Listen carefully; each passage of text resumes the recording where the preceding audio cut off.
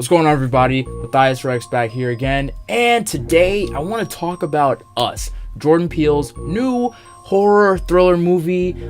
Just came out this past weekend. It's already making big bank in the box office. But first, I wanted to put my little 2 cents in. Right, the movie was pretty good. I definitely enjoyed it. Great movie, and I think Jordan Peele has once again done it again with another great title. But I don't know. Some things left me I left the theater a little, it was really good. But I want to start off, there were definitely tons of things I liked about it. And in this review, I'm going to try and keep it as spoiler free as possible. I'll let you know when the spoilers come up. So, first things, right? There are tons of great things that I liked about the movie. I really thought the cinematography was great. The way the shots were done was awesome. There was this one continuous shot where the family's in the house after like the doppelganger family comes through, and then they're like looking back and forth. It really kind of puts you in a scene, and I feel like there are a lot of really good shots in the movie that were like super cool and kind of just put you in the atmosphere and like gave you the fear. Definitely really good cinematography. Really adds to kind of like the suspense, and that's what this movie was definitely full of, which was awesome. The writing was also really good. I really enjoyed the way the characters interacted with each other, the way they talked, and like just the way the family kind of interacted with each other. I think also Lupita did an amazing job. Look at me referring to her by her first name as I know her, my sister Lupita. Amazing job. She did such a great job. She really sold the hey, I'm super scared, super anxious about this thing. Oh my goodness, just the acting and the writing was great. The way the characters just work together, the family is just awesome. I really liked it. The concept was really cool too. I definitely enjoyed the concept of like doppelgangers coming to not really invade, but take the lives of and take the place of kind of like people that they were the doppelgangers of. They were called the Shadows. That's what they called themselves in the movie, or the Tethered, as some people like to refer to them.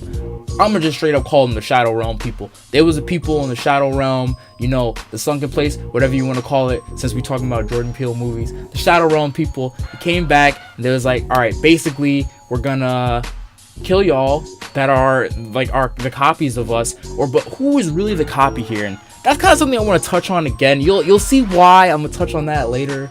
But who is really the copy of who, and who's the one in control? Think about that, right? Now, spoilers incoming, y'all. So, unless you're trying to get the movie spoiled like that spoiled milk that's been sitting in your fridge for the last 3 weeks, I suggest you skip to this part of the video. Now, the movie was awesome. It was cool. But I feel like it definitely left me with a lot of questions. And that's mainly because of what happens at the end. We all remember the twist when Lupita's character, Adelaide, I believe her name was. I don't know if I'm butchering the pronunciation of that. But she revealed that she was actually, well, not her that revealed, her Shadow Realm version revealed Red, which was her name. She said, hey, listen, you were the one that basically allowed me to be able to dance. She was basically the one that was the switch, basically, right?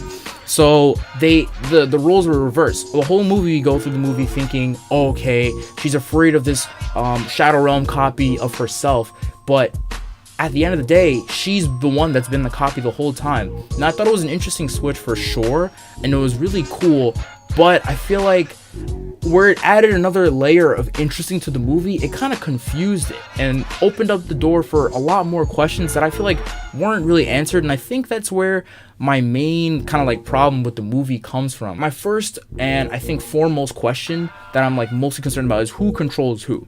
So if you remember correctly, the monologue that was happening between Red and Adelaide down in the area that was underground was basically talking about hey, listen, the government, we were a government experiment that was used to control people above ground, right? But we were abandoned for generations. Definitely check out Mashable, by the way. I had to look up some things after the movie to make sure I was following along, so definitely check that out. I'll put the link in the description so you can follow it along, but some of this is coming from there. So she said, yeah, basically we were a project by the government. They definitely abandoned us and left us down there for generations. We just had to live while everybody above ground had the pleasure and privilege of experiencing sunlight, good life, all those things, right?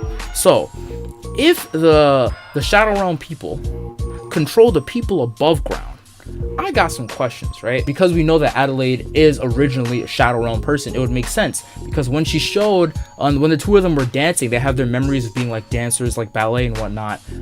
It would make sense that Adelaide is controlling Red, because she's actually the one that's the Shadow Realm, the tethered. You know, she controls the person who's supposed to be above ground, which would be Red, but she's now in the underground with the rest of the people. But tell me how.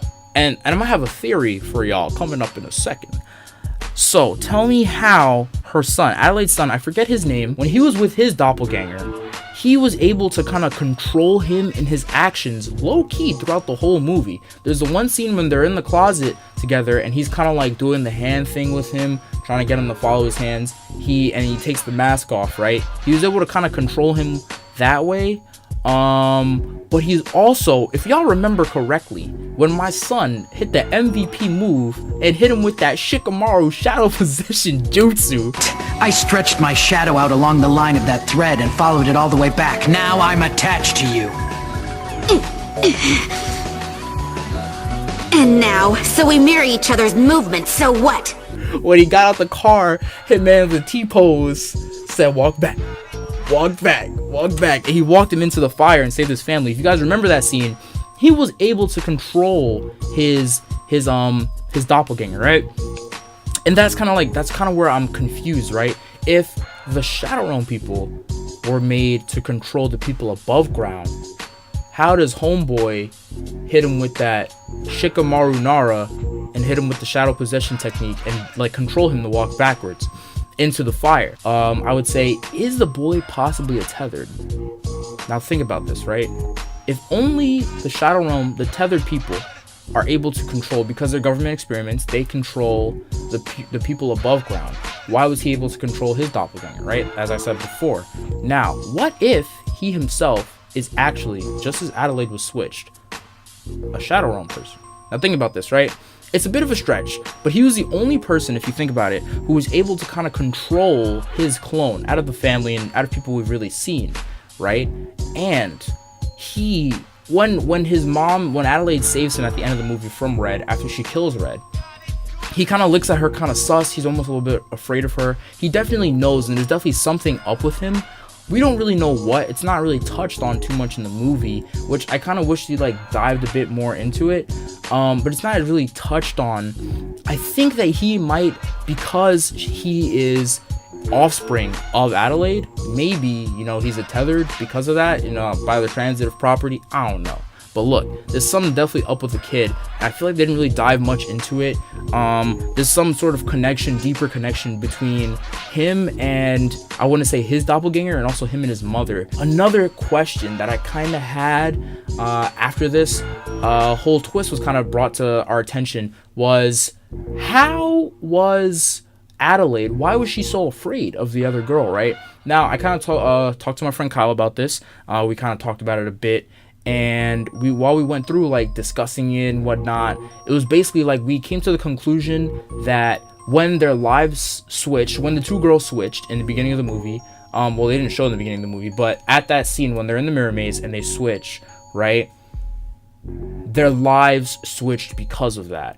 And I think this is gonna go to I'm gonna go to like kind of like an underlying interpretation that I had of that in a second. But when they switched, their lives completely switched, and that's why Red, who is actually the original real girl, was able to adapt the ways of the Tether and the Shadow Realm people, and why Adelaide, when she was above ground, kind of became a human and was probably scared of the Shadow Realm people, but knew about them, like the Tethered.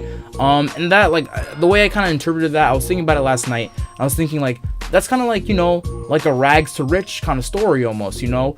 And I don't know if Jordan Peele was kind of trying to poke at that, but like, once people, they, like, when they change, they get out of their environment, they forget where they come from, they completely change, and then they almost, like, dislike or hate the people that they were before, the kinds of people that they were, even though they know they exist. They completely detach themselves for that, and that would explain probably why Adelaide was afraid. You know, she had fully immersed herself in human life, human activity. She's a human, she's a real being, she's not one of the tethered, she's not a puppet, if you will. Yeah, so I definitely really enjoyed it. It was a really good movie and all that kind of stuff, and I think the problem is that when you go into this movie kind of expecting, all right, yo, Jordan Peele movie, lots to unpack, lots of things to unwrap, lots of things to see, right? You got your thinking cap on, and I think I had my thinking cap on too hard, and then I was trying to look for things that weren't really there. The movie was paced pretty well, and I think it definitely had a nice and interesting plot twist, and the plot was really going pretty okay. It was going nicely, but it definitely, I feel like it suffered a bit from the twist, but also the twist enhanced it. And I feel like it's just because there weren't as many things that were tackled when that like twist came about, tackled and like kind of like spoke and touched upon really. It could just be because I'm an idiot and I missed it, and my brain is smooth. I'm a smooth brain. I don't really get it. I don't know. But please definitely drop in the comments below what you guys thought. I really want to get this discussion going here, different multiple ideas and theories. This movie is definitely like a 3.5 out of 5 stars for me. I think I'd definitely say Get Out is better, and it's hard to kind of compare the two because they are two different separate bodies of work. But I don't know, I think it's just because Jordan Peele has kind of conditioned us to really like, yo, you got to think about these things when you watch them.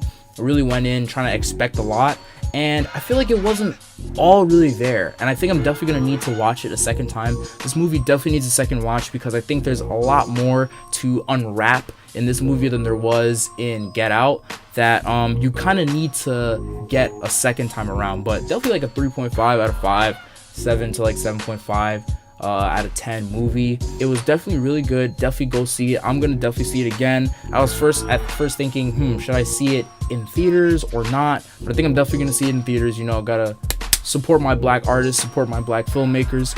I'm definitely gonna get back out there to watch it again, just to clear up whatever things that I might have missed or theories that I might have had, kind of develop those further. I think you should definitely see it if you have not already. Go out and see this movie. It's good. It's definitely worth a watch. Definitely 100%. If you definitely enjoyed this, please put your thoughts and comments. I really want to talk to y'all about this movie. What did y'all think? What are your theories? What are your interpretations of maybe like what I said, what you thought upon first watch? Drop that in the comments below. I'll leave a link or two describing some things that you might have missed in the movie in the description. Please definitely leave a like, share it to your homies, let them know MatthiasReX out here dropping that good content, you feel me? But anyways, I'll see y'all next time, and yeah, definitely go see the movie if you haven't already. If you've only seen it once, go see it again. I'm gonna see it again, and this is not a sponsored message, just go see it. It's a good movie. Peace out, y'all.